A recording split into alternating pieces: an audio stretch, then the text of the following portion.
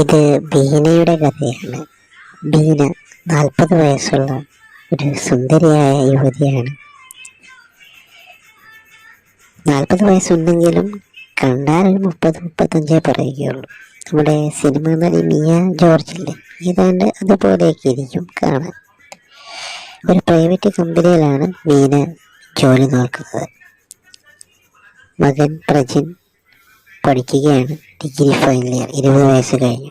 ബീനയുടെ ഭർത്താവ് രാജേഷ് കുവൈറ്റിലാണ്. ഇപ്രാവശ്യത്തെ വരവ് മുടങ്ങിയിരിക്കുകയാണ്. അവിടെ എന്തൊക്കെയോ ആഭ്യന്തര പ്രശ്നങ്ങൾ. അതുകൊണ്ട് ഏറ്റവും നഷ്ടമുണ്ടായത് നമ്മുടെ ബീനയ്ക്ക് തന്നെയാണ്. കെട്ടിയോൻ വരുമ്പോൾ ചില പരിപാടികളൊക്കെ പ്ലാൻ ചെയ്തിരുന്നു. ഏതാണെന്ന് നിങ്ങൾക്കറിയാമല്ലോ അല്ലേ? ലീവിന് പോയിട്ട് വരുമ്പോൾ ഒരുപാട് ദാഹം കാണുമല്ലോ. ആ ദാഹം തീർക്കാനുള്ള പ്ലാനൊക്കെ ഇട്ടുവന്നതാണ്. പക്ഷേ ആ പരിപാടി നടക്കാതായപ്പോൾ അവർക്ക് ദേഷ്യവും നിരാശയും എല്ലാമായി.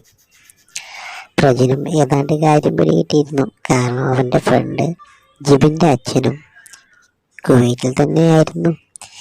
അവൻ്റെ അമ്മയ്ക്ക് വട്ട് വിളിച്ച പോലെ ആയി എന്നാണ് അവൻ പറഞ്ഞത്. പക്ഷെ ബമ്പർ അടിച്ചു തീർക്ക അവന് തന്നെ.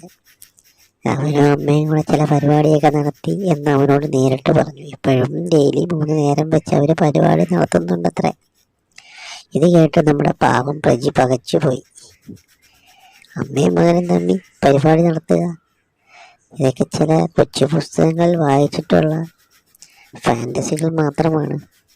അതൊക്കെ അന്നേ ഒരു ഫാൻറ്റസി ആയിട്ട് പലരുടെയും മനസ്സിൽ കാണുമെന്ന് അവനും തോന്നി.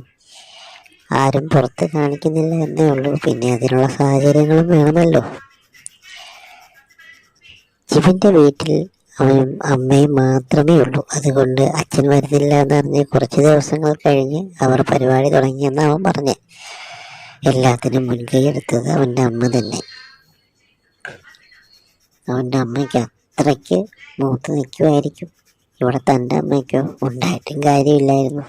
ഇതുവരെ മുത്തച്ഛനും മുത്തശ്ശിയും ഉണ്ടായിരുന്നത് കൊണ്ട് ഒന്നും നടക്കില്ല. അപ്പോഴാണ് മുത്തച്ഛൻ തറവാട്ടിൽ മുത്തശ്ശിയും കൂട്ടി പോയത്. അപ്പം തറവാട്ടിൽ അവരെ കുറച്ച് ദിവസം നിൽക്കേണ്ടി വന്നു. അങ്ങനെയാണ് താനും അമ്മയും ഇവിടെ വീട്ടിൽ തനിയായത്. മുത്തച്ഛനും മുത്തശ്ശിയും പോയതിൽ പിന്നെ അമ്മയ്ക്ക് ദേഷ്യം ഉണ്ടായതല്ലാതെ തന്നെ വളയ്ക്കാനുള്ള ലക്ഷണമൊന്നും കാണാതെ വന്നപ്പോൾ പ്രജി ജിബിനെ വിളിച്ച് ചോദിച്ചു. അവൻ പറഞ്ഞത് കാര്യം ഒരു വളഞ്ഞ വഴിയിൽ സൂചിപ്പിക്കൂ എന്നാണ്. പിന്നെ ഇതൊന്നും അറിയാത്ത മട്ടിൽ കാണിച്ചു കൊടുക്ക് എന്നും പറഞ്ഞു. ബീനയെക്കുറിച്ച് പറഞ്ഞില്ലല്ലോ, നല്ല ഒത്ത ചരക്ക് തന്നെയാണ് എന്ന് പറയാം. നല്ല വെണ്ണ പോലുള്ള നിറമാണ്. നടക്കുമ്പോൾ തുളുമ്പിക്കളിക്കുന്ന പിന്നഴകും പിന്നെ ബാക്കിയെല്ലാം ദൈവം വാരിക്കോരി കൊടുത്തിട്ടുണ്ട്. പക്ഷെ പ്രജി ബീനയെ ആ രീതിയിൽ ഒരിക്കലും കണ്ടിട്ടില്ല. ഇവൻ പറഞ്ഞതുപോലാണ് അവൻ ബീനയെ അങ്ങനെ നോക്കി തുടങ്ങിയത്. അമ്മയുമായുള്ള ചില കഥകളും കൂടെ വായിച്ചപ്പോഴേക്കും അവൻ്റെ എല്ലാ ചമ്മനും മാറി. അമ്മയെ ഓർക്കുമ്പോൾ അവൻ്റെ ഇളകുന്നുണ്ടായിരുന്നു. അതൊക്കെ പ്രജിക്ക് ആവേശമായി. വീട്ടിൽ ബർമൂഡ ഇട്ട് നടന്നിരുന്ന അവനിപ്പോൾ ലുങ്കി കൊടുത്തു തുടങ്ങി. അവന് ഒരെത്തും പിടിയും കിട്ടുന്നില്ല എങ്ങനെ ബീനയെ വളയ്ക്കുമെന്ന്. അവൻ വീണ്ടും ജിബിനെ വിളിച്ചു. അങ്ങനെ അവരൊരു ഡീറ്റെയിൽഡ് പ്ലാൻ ഉണ്ടാക്കി. അത് ഇനി പറയാം.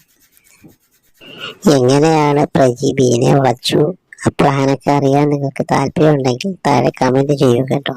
എന്നാൽ മാത്രമേ അതിൻ്റെ ബാക്കി ഞാൻ ഇടുകയുള്ളൂ.